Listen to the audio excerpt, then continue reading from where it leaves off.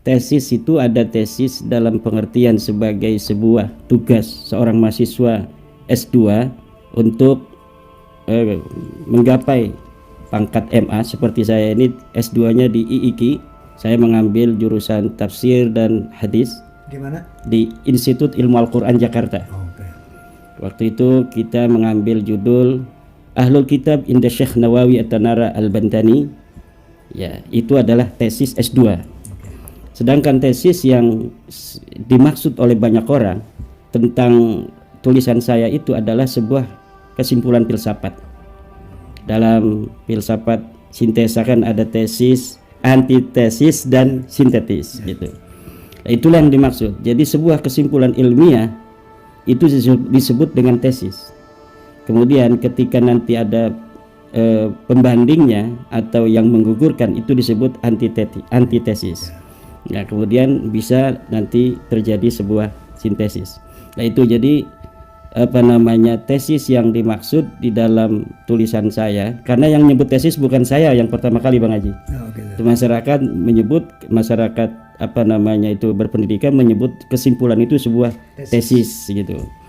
Tetapi menyebut itu tesis bukan antum ya? Bukan yang pertama kali. Tetapi apapun itu, bahwa dibandingkan dengan tesis S2 saya yang dari IIKI itu yang berjudul Ahlul Kitab Inda Syekh Nawawi At-Tanara Al-Bantani yang hanya diuji oleh beberapa profesor ketika ujian akhir sidang munaqashah, maka tesis saya ini tentang dalam tanda kutip ya, tesis dalam tanda kutip tentang terputusnya nasab Ba'lawi ini itu diuji oleh para akademisi se-Indonesia di rumah-rumah mereka. Jadi ini lebih hebat daripada tesis saya yang waktu S2 itu. Oke, kan ada hujah dari para Ba'lawi ini bahwa eksistensi seorang tokoh itu tidak harus tertulis secara dalam sejarah. Jadi mohon maaf jadi saya memang agak lucu juga pertanyaan ini. Jadi walaupun tidak tertulis tapi dia ada. Seperti apa logikanya nih? Allah itu tidak tertulis kitab sejaman. Ketika Allah itu wujud, tidak ada kitab sejamannya Bang Haji. Makanya masuk dalam rukun iman. Artinya rukun iman kebenaran yang perlu diimani tanpa adanya dalil lagi. Kemudian adanya malaikat. Siapa orang yang pernah bertemu malaikat? Tidak ada. Makanya malaikat itu dikatakan ada berdasarkan daripada berita Rasulullah. Tetapi kita tidak pernah bertemu dengan malaikat, maka harus diimani karena tidak ada dalil sejamannya. Kemudian kitab Al-Quran katanya dari Allah.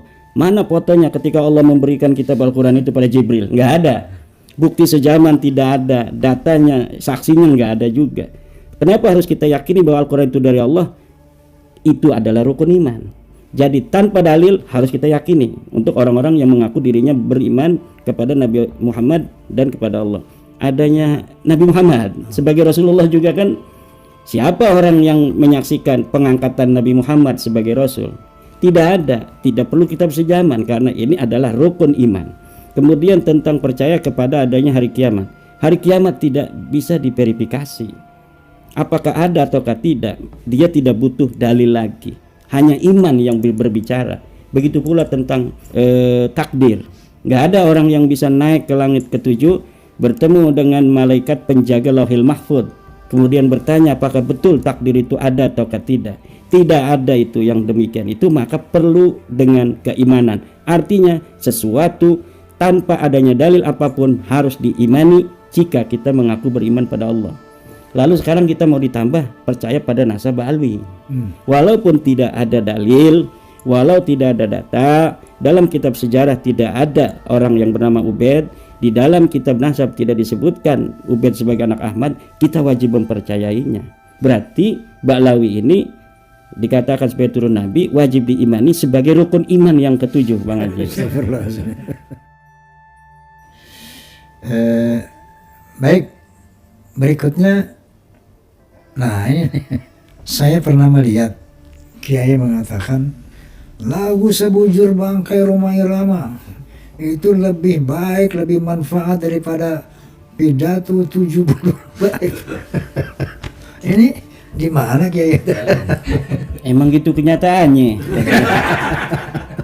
Dasarnya apa tuh ya? Dasarnya memang kan kita sering melihat ceramah habaib-habaib itu di video-video itu kan begitu. halu kan. Katanya siapa aja di Tarim itu orang yang sudah komisen jadi wali. Lah gunanya untuk masyarakat apa itu? Nggak ada. Kemudian kakek aneh pakai mukoda mi'raj 70 kali ke langit. Nggak, apa faedahnya untuk umat? Nggak ada. Kakek aneh bisa nurunin rantai emas dari langit. Apa manfaatnya buat kita? Kagak ada. Dan banyak itu masih kalau bisa diurut 70 tuh Bang Haji.